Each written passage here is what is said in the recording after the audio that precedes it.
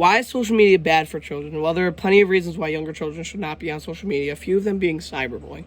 37% between the ages of 12 and 17 have experienced cyberbullying, and a shocking 30% have said that they have experienced it multiple times. This in itself is a reason to keep our children away from social media. The social norms are different in person than online because there is no face-to-face confrontation. So it is so much easier to be cruel and aggressive over social media, and users can remain anonymous.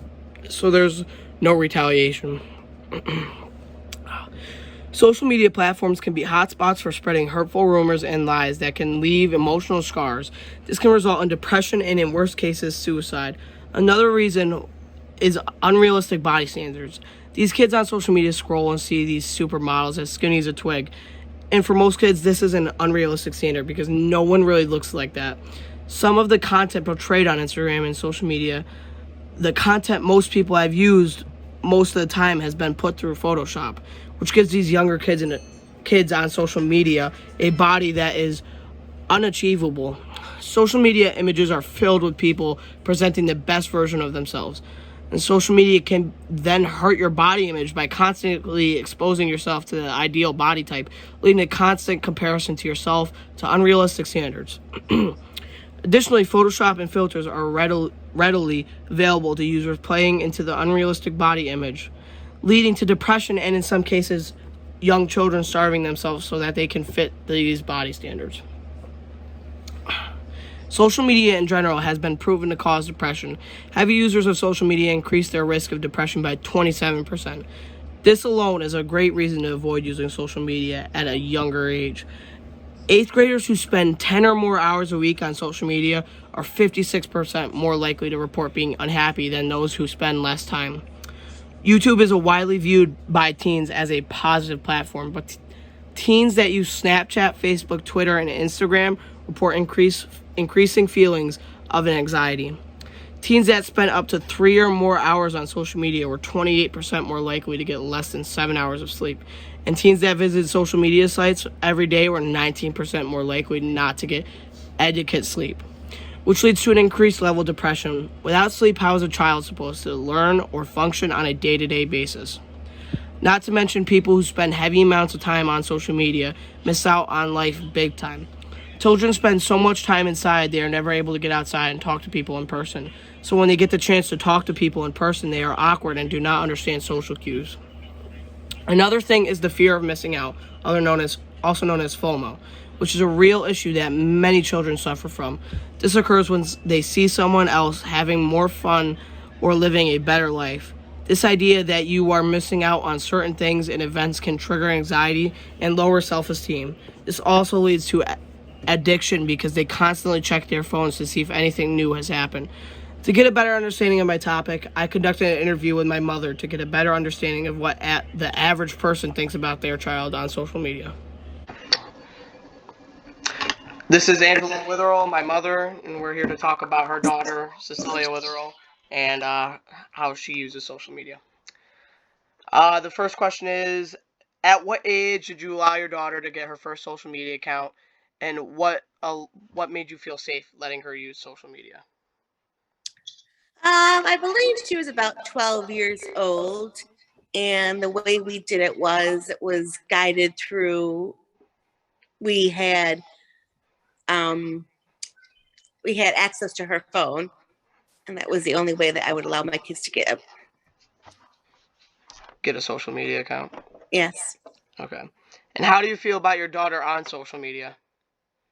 I'm not a total fan of it, but it's the way of the world, I think, as long as it's monitored and she obeys rules, then I think it's okay, but there's definitely ways to get in trouble with it.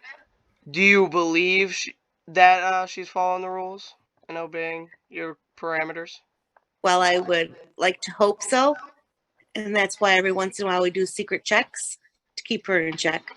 So that's how you're monitoring her accounts, as secret checks? Yes. Okay. And do you think she is hiding anything on her social medias? If so, how do you feel about that? Again, I would hope not, and I don't want to be naive and say no. I know there's a lot of ways that these kids hide stuff, and I do not like that at all. I don't think it's safe for anybody to have secret accounts and hiding stuff. Okay. And how do you feel about the content your daughter may or may not see on social media, such as body unrealistic body images, illegal activities as such as smoking marijuana, drinking alcohol, anything like that? Well, I don't like that either. I don't like the body imaging and body shaming and all the illegal drugs. I think it's very hard for a 14-year-old to see that stuff and not be damaged by it. Do you agree with that social media has set unrealistic body standards for women Yes, today? absolutely has. And Unrealistic. oh, no, you continue. It's unrealistic with all these filters that they could use now, and it's not what a person really looks like. Okay. And do you think your daughter is part of the 37% of teenagers that has experienced cyberbullying? I would say yes. I think that she has. Does that worry you at all? Yes, it does. Okay. Do you think your daughter has taken part in cyberbullying someone else's child? I don't believe so, no. Do you trust that she won't do that or partake and bystand watching other people? I certainly hope not, and I feels pretty strongly that she would not do that. Okay. Do you agree that social media? Oh wait, sorry, that I asked that one already. It's a fact that people who have been on social media for long periods of time experience depression and anxiety. Do you think your daughter has fallen subject to this? I don't believe so, no. I would like to think that if I seen that coming, I would be able to attack it and take care of it before it got out of control. Do you how much do you think your daughter is on social media per day? A lot. A lot, as in more than 5 hours a day? No. Would you say she's a heavy social media user? Yes. Yes. Okay. And I think that's all I have for you, Angela. Thank you. Thank you. All right. From Angela, we can see that she has some basic worries about her daughter being on social media. I interviewed Angela to get an idea of what the basic parent thinks about his or her child on social media. Angela, just like the average parent, worries about her daughter on social media, as all do, but she claims that she monitors her accounts by secret checks at night, which can be a very effective way to get a glimpse into your child's life and monitor what they are doing with their friends or what they are watching others do on social media.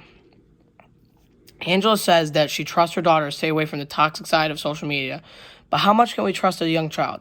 Children get very curious, and once they have a curiosity, they tend to explore it. This leads to young children getting into illegal substances such as marijuana, underage drinking, and in some cases, illegal activities. Angela and I talked about the toxic body imaging issue with social media, and she agrees. She said that these unrealistic filters are terrible. They can totally change what you look like. Seeing these images constantly can hurt your child's views on themselves, making them self-conscious and changing their habits. Angela admits that she thinks her daughter has been cyberbullied, which just shows how much of a problem cyberbullying has become, and it's just another reason we should all have our children avoid social media. Being cyberbullied can really change a person and how they view themselves. Countless have pushed themselves to the point to do self-harm and, in worst cases, end their lives over text or a few posts on social media. This shows the power behind young children and social media and how it controls all of our children today. In the end, we can't stop parents from allowing their children on social media. All we can do is warn them against it so that these parents know the possible outcomes of social media. Thanks for considering what I have to say.